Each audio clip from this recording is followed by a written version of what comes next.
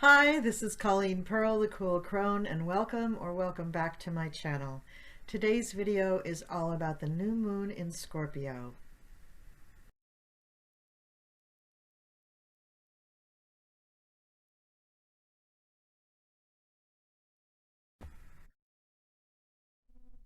The new moon in Scorpio will be occurring on November 4th at 9:15 p.m. Eastern Standard Time.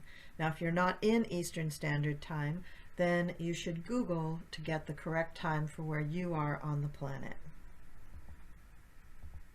The new moon will be at 12 degrees Scorpio, 39 minutes. Scorpio is a feminine sign. It's a fixed sign. It's a water sign. It's ruled by Pluto, and the traditional ruler is Mars. The new moon is always a good time to make a fresh start. This is when you should have finished up or culminated with something at the full moon, had a few weeks for the dust to settle, and now you're ready to take on something new. You should be paying attention to your actual dreams and also looking at the types of things that you've been wanting to do that you haven't been able to do yet, and claiming those dreams for yourself. A new moon is a time to really notice emotional triggers and tapping into the emotional issues that are attached to those triggers. So as always, you're going to do some meditation, you're going to go within, get in touch with your body, and allow yourself to tap in to what's really going on with you emotionally and what you need in your life, or just what you want in your life now to make your life a little bit better.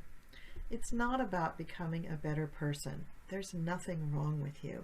You're perfect just the way you are. You don't have to be a better person. You are who you are, and I'm going to say it again. You're perfect the way you are right now. You've handled things perfectly with the knowledge and wisdom and awareness that was available to you at each stage of your life. You just want to improve your life. And that's what new moons and full moons can give you in spades. So who has a moon in Scorpio? Beyonce has a moon in Scorpio. Both my ex-husbands have their moons in Scorpio. My dad has his moon in Scorpio, God rest his soul. So a lot of nice people have their moon in Scorpio, although it can be super, super intense, but passionate. You know, when you have a moon in Scorpio person in your corner, that they really love you and that they would literally lay down on the tracks and die for you. They will go to the ends of the earth. They're secretive, they're suspicious, because most Scorpios, and let's face it, most people, by the time you reach 21, have had betrayal, have had people hurt them, have had things that go wrong, have had the rug pulled out from under them.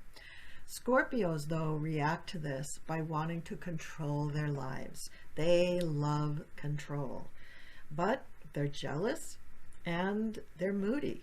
And in that regard, they sometimes are a little hard to handle. They can also be perfectionists. So doing team sports for them is probably difficult unless they're the captain and they can tell people what to do.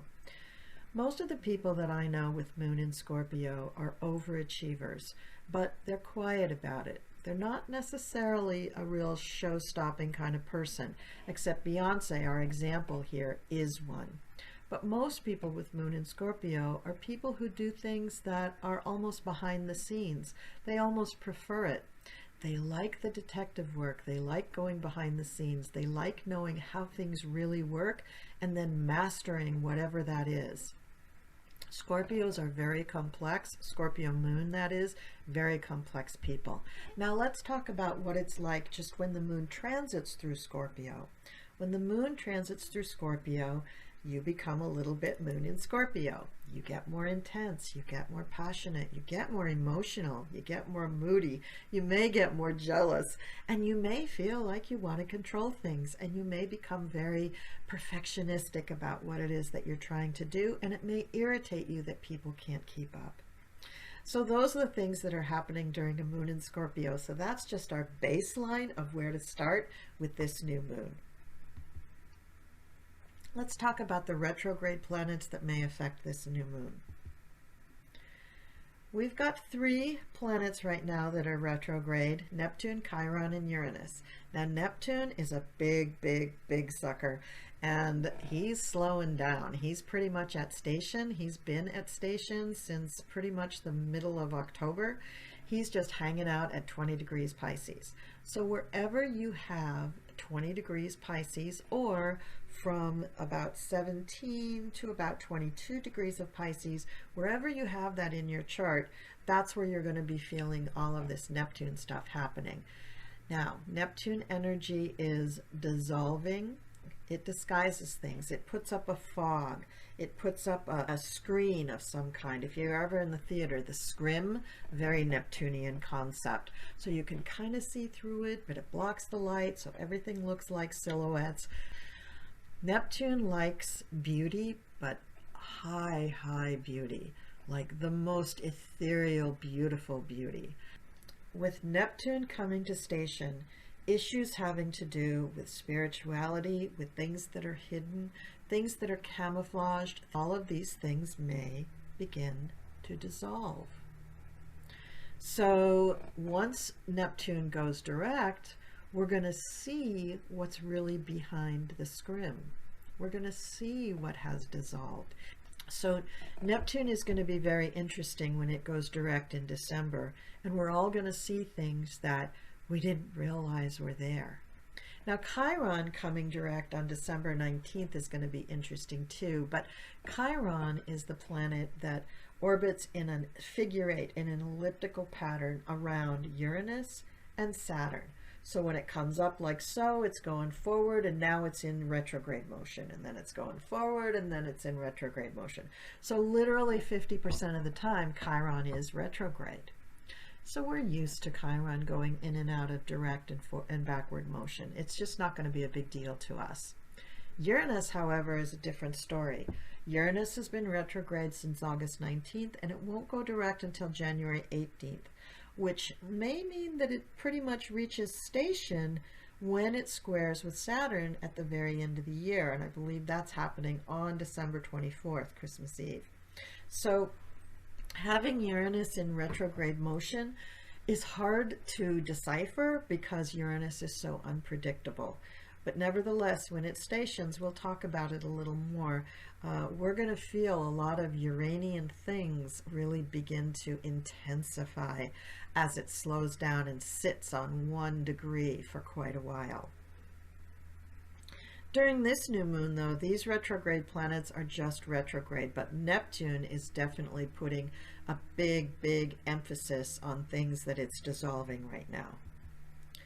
Other placements for the planets around the new moon are Sun and Moon opposite Uranus, the Moon and Sun squaring Saturn, Mercury sextiling Venus, Mercury squaring Pluto, Mars squaring Saturn, and Saturn squaring Uranus, which has pretty much been happening all year long.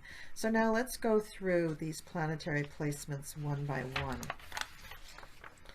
So first we have the moon in opposition to Uranus. Now the moon is our feelings, and Uranus is unexpected things, chaos, things that have to be rebelled against.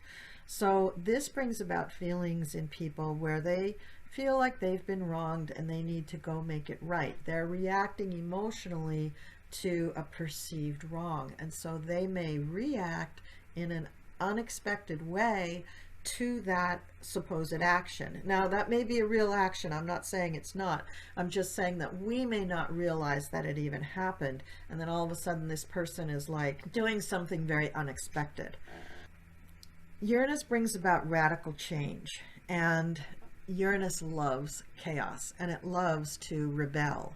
So what you're going to see is people, which is the moon, rebelling against a normal peaceful life, or rebelling just to show their individuality.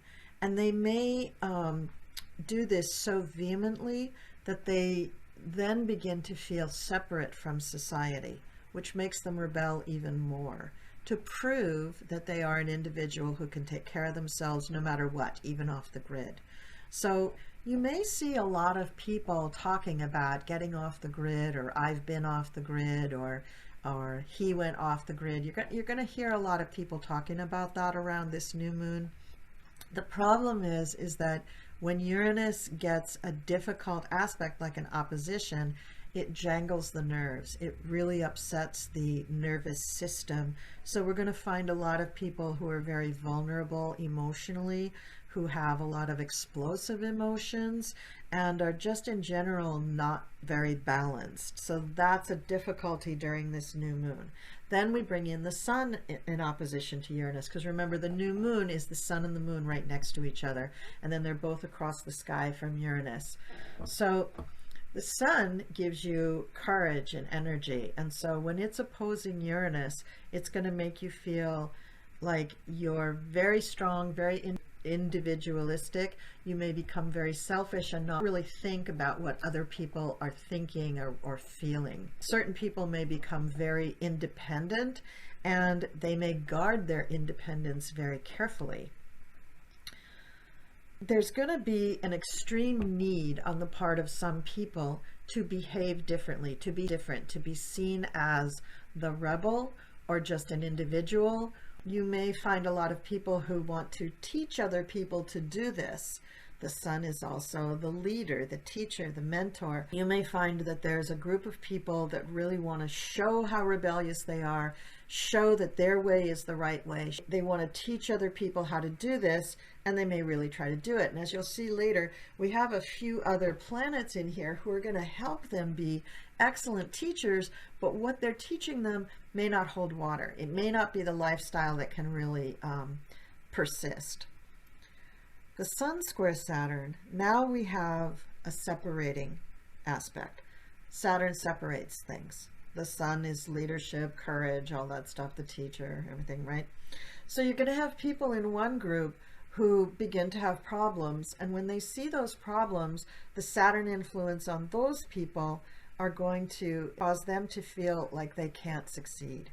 They're going to lose their courage. The Saturn's going to separate them from their courage, right?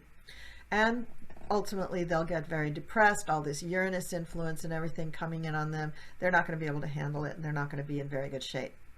Then you have the other group of people who get challenges and problems happening to their group, and they're going to be committed and determined and inspired to overcome those problems. So those people are going to perform better, but they're going to fight for it. So with those people, they have a little bit higher self-esteem, and they believe that they can overcome these things. Whereas the people who just sort of collapse under the weight of the challenges and problems don't believe. Then we have the moon square Saturn, and this brings in emotions to that Saturn debilitating energy. And we find people who are unable to express their feelings, and they prefer to hide.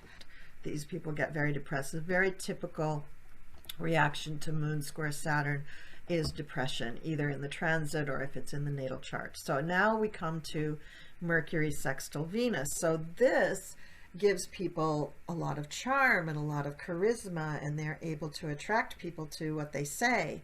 So those people probably are going to be the leaders of some of these groups, and they're going to lead people to this whatever new lifestyle is. Then Mercury square Pluto is going to give them intense charisma and the wherewithal to really influence people, to dominate people, to manipulate people incredibly. So you can see that this is creating a very messy soup of manipulation and dominance over people concerning their lifestyle, which is going to be threatened because Uranus is wreaking chaos. Then we throw in there Mars squaring Saturn. Mars is volatile, it's very hot, and Saturn is separation. So now we have a trait that's not very constructive, and whatever people are trying to do, they're not going to be able to finish it, because Mars is going to start. That energy is going to go out there, and they're going to try to start it, but Saturn is going to be like, I don't think that's going to finish.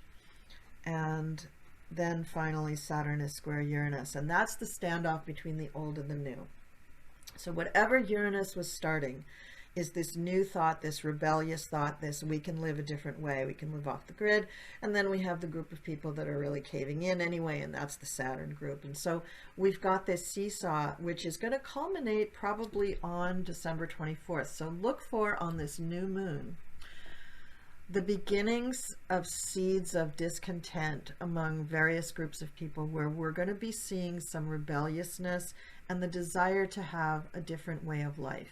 This is the beginning. This new moon in Scorpio, I really, really feel, is the beginning of something big that's going to be worked out through the pair of eclipses that's coming up in November and early December, and then culminating with things happening on December 24th, which is the square between Saturn and Uranus.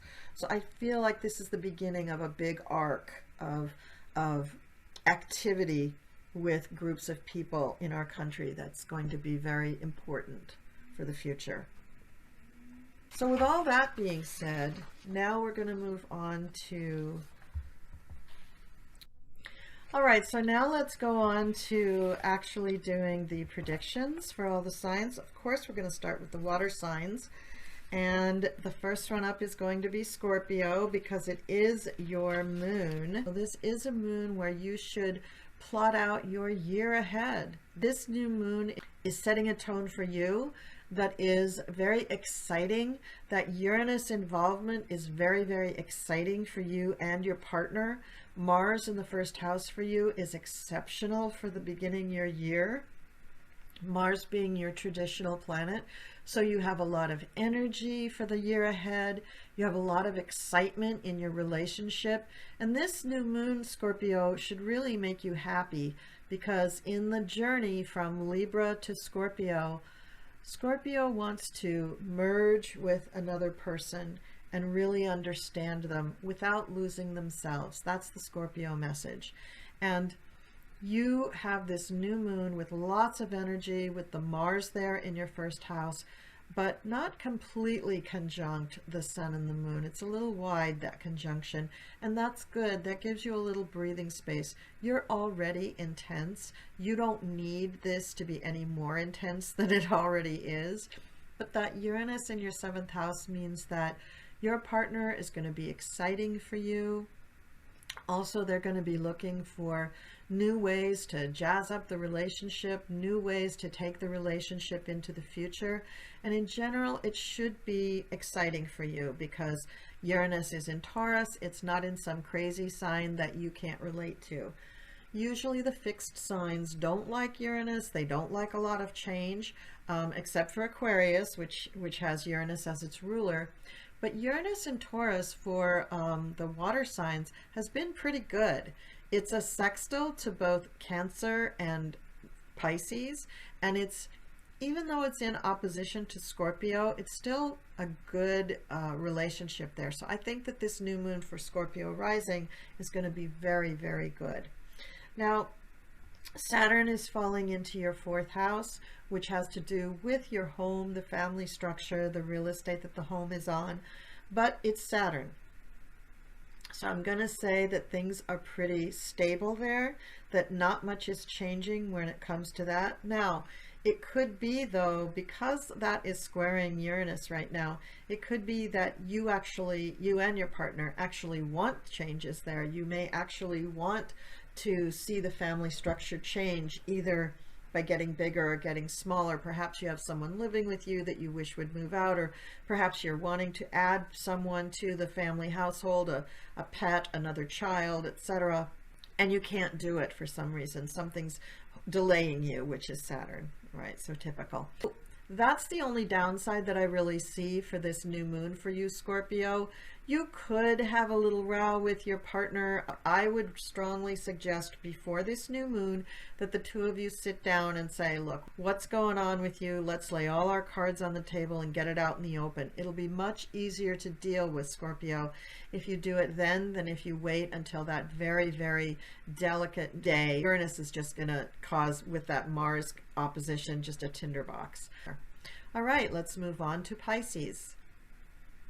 Pisces, you have the new moon and Mars in your ninth house for higher learning and foreign travel and things that have to do with space or the internet or just moving around in general. Communications, big house for communications.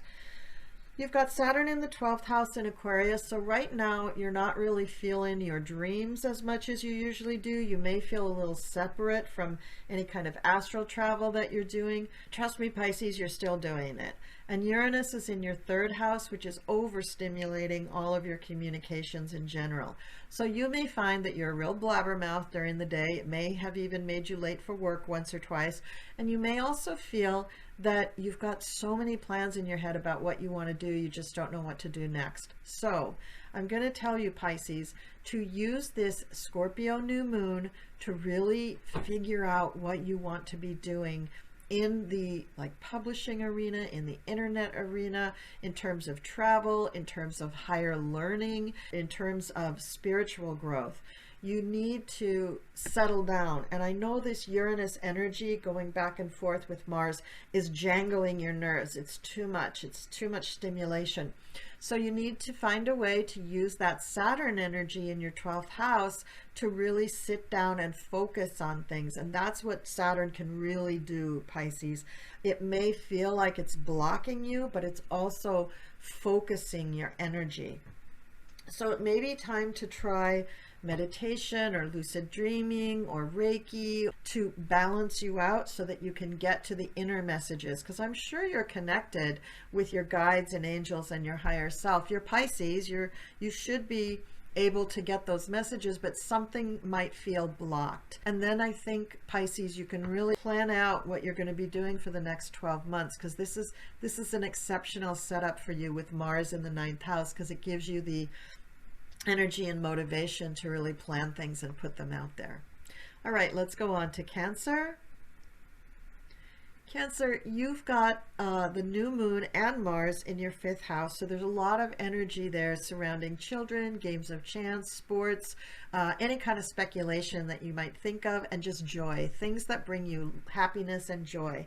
And it's all in opposition to Uranus, which is sitting in its traditional house, the 11th house, which is traditionally the Aquarius house, but it's in Taurus right now.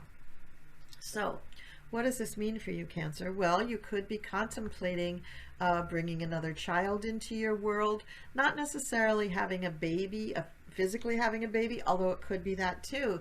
This could be the time for you to conceive with the Mars energy conjunct with the Sun and the Moon in the 5th house, which is the house that rules children.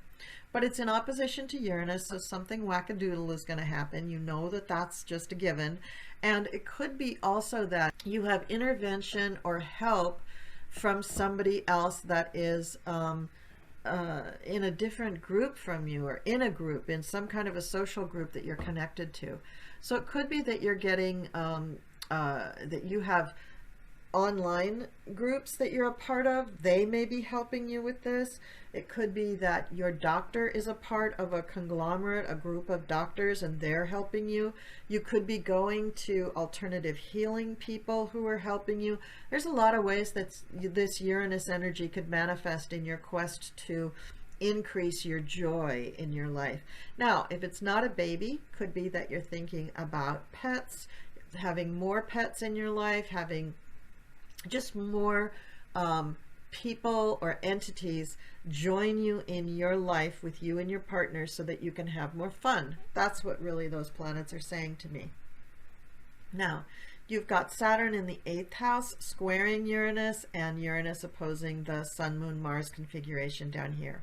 Saturn in the 8th house is telling me that there could be something that is restricting, delaying, or even separating you from joint resources. Now, this doesn't mean that, you know, somebody's pulling money out of the bank behind your back. It's money that is controlled by you and your partner, or some other entity. If you're young and you have like a trust fund or something, that would fall into the 8th house. So you want to look very closely at the rules of how your money is being managed, whatever that 8th house resource is. This could have to do with taxes, with big loans, with mortgages, with retirement funds, with insurance payouts. Also, this is the house for sex, death, and taxes. So it could be something to do with an inheritance. So you want to investigate that, and again, go with what are the rules, what's the structure, what's the basics, and then that will show you what's going on either for the good or not good, and then you can investigate it from there. Do the investigation, I'm going to say, Cancer, while Mercury is in Scorpio, because your Mercury is going to be down here in the 5th house as well, and it's in the sign for the detective, Scorpio. So that's going to be a really good time for you to do your investigation into whatever's going on in this 8th house, which is the traditional house for Scorpio. So as you can see, Cancer, it all kind of comes together in one big circle, one big hoop that never ends, and you're going to be able to figure all of this stuff out. And I'm sure by December, you're going to be sitting pretty with whatever's going on in your house for joint resources. All right, so now we're going to go on to the fire signs. Let's start with Aries. So Aries, your new moon in Mars is in the 8th house. That's a nice house for you. You kind of like that house. And Aries, if you're a little bit older, if you're not just a teenager, then I'm going to say that you're connected with a partner and that you and your partner have a lot of activity going on with your joint resources, that you're looking at maybe setting up wills or investment packages, or you've gotten an insurance payout of some kind, or you just received an inheritance from someone else. But this is the house for big money. Whereas the 2nd house is house of income. That's where money comes from, a paycheck, usually from a job, either from a 6th house job or a 10th house job. And 8th house has to do with money that has lots of zeros behind it. So your insurance payouts, your loan payments, your mortgages, your 401ks, your home equity line of credit, things like that. This house also has to do with sex and death and metaphysical topics and things that are hidden.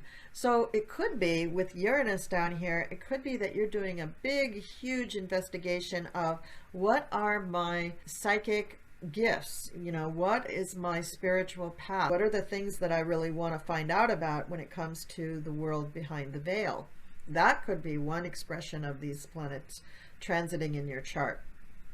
Because Uranus is also about spirituality coming from the angels, specifically from Uriel, where you may be tapping into much higher spirituality than you ever did before. Or this could have to do with actual money resources between you and your partner. In that case, I would say that for the last few years, while Uranus has been in your 2nd house, you probably have been either hopping from job to job to job, or the job has been changing, which has changed your income along with it. You may not have a trajectory of income that goes constantly up. It may be a little more jagged, where you go up, down, up, down, up, down, just because Uranus is unpredictable and chaotic. Saturn, however, is in your 11th house for friends, hopes, and wishes, and long-term goals and retirement and things like that. So with Saturn there, what I'm seeing is that you do need to consult older people. You do need to look at people who are more mature, or who are expert, or who just have more experience in the field of investments and things, which probably is what is going on with your 8th house monies. Now, if the topic that is really connecting for you is the metaphysical topic, then I would also say that you're going to be finding a teacher who is much older than you, somebody who is just perfect to help you develop your gifts. And you're going to be finding that person probably either soon after the new moon or sometime between the new moon and the full moon. So very exciting for you, Aries. A very different kind of new moon reading than you usually get. Let's go on to Leo. So Leo, I'm going to start with the 10th house for you, Leo, because that's where my eyes went. You've got Uranus and Taurus in the 10th house, and I know you've had it there for a little while, but this month for the new moon, it is opposing the moon and Mars. So you're going to get a shot of energy into your career that is much different than what you've been getting for the past couple of years. Sure, you've had changes with your career. You may have even changed what your career is, and it has probably affected your income, but more importantly, it has affected how you think about yourself. And this month, with the new moon in Scorpio and the Mars sitting there in Scorpio in your 4th house, you are developing a much different perspective on what career means to you, how it relates to your future and your legacy, and what are you going to leave behind. So Leo, you are looking at changes to your home, changes to the family structure. Maybe you're going to be getting married. Maybe, yeah, because you've got Saturn in the 7th house. So a lot of you Leos are going to be making commitments with your loved ones, or taking it to the next level. Maybe you're moving in together, but Saturn usually means commitment when it's in the 7th house. And with the squares to Mars and the Sun and Moon, I'm going to say that it's so good in this relationship for you, Leo, that you don't want to let this one go. You're really excited about this relationship, and you want to make sure that you keep it for a very long time. Now, the excitement factor may be at a 12 right now. It may be a little too exciting, and it may kind of jangle your nerves a little bit, Leo, but I think you can handle it. And especially if your partner says yes when you ask them to marry you or hook up with you or do a commitment ceremony or whatever it is that you're going to ask them to do.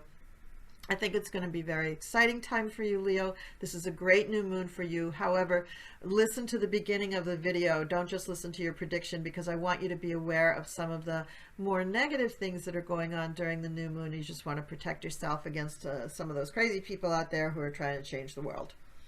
All right, Leo, let's go on to Sagittarius. All right, Sag, this is going to be a fun new moon for you too. I think all you fire signs are really going to enjoy this Scorpio new moon, because so far all three of you are just having great things in your charts. So you've got the Sun, Moon, and Mars in your 12th house, Sag. So this is a moment for you to really dig into the hidden mysteries of life, and that's something that you really enjoy getting into. This could also show, though, Sagittarius, that you have people who are in institutions that you need to take care of. So there could be someone in, some kind of a hospital or prison or long-term care or a monastery or cloisters or something where they're kind of hidden away from society and they're almost forgotten. So you need to reach out, Sag, and make sure that they know they're not forgotten, and extend your hand of friendship. And this will benefit you as well. You will also feel a tremendous burden lifted. This is part of your life that maybe nobody knows about it, and maybe some people know about it. Spiritually, it's going to relieve a burden and a block that you have been experiencing for quite some time.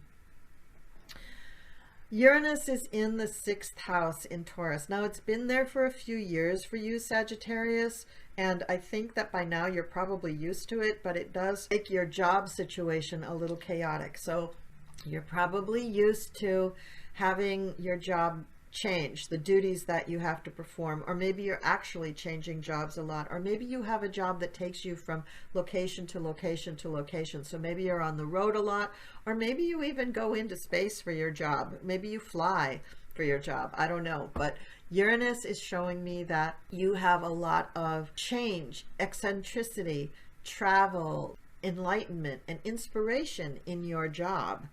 Now, when that's opposing Mars, there could be some raised voices, there could be some difficulties there, but really, if you are busy and going on the road all the time, then no wonder this person in the 12th house feels like they're forgotten, because you may just feel like you don't have very much time to give to them. And I want you to make time at this new moon. It falls on a Thursday, so if you can take time to go and reach out to that person or persons, you've got 3 planets there. There could be multiple people who are in a situation where they're just kind of, they may be feeling forgotten, and you need to reach out to them, Sagittarius.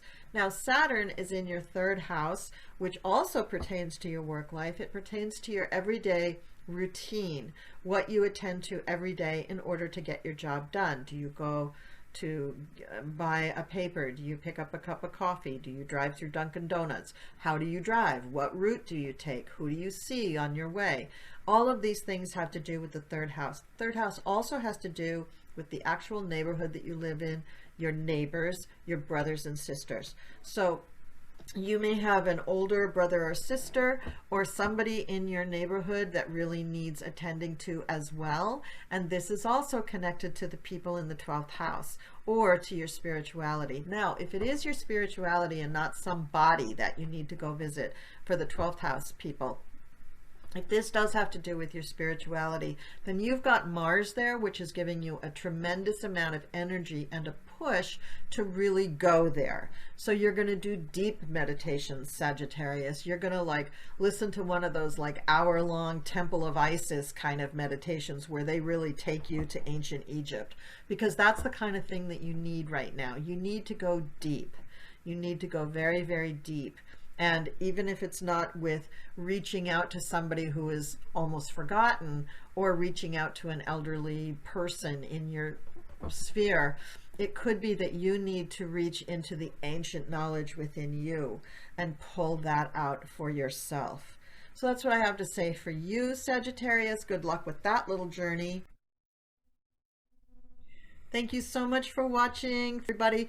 Thank you to all my new subscribers. Thank you to all my loyal old subscribers. I'm so, so, so grateful to you for seeing me through every video. Again, just the comments, I live for them. I live for the comments. It's wonderful to get to know all of you, and it helps me know what you want in the next video. So take care, everybody, and I will see you next time.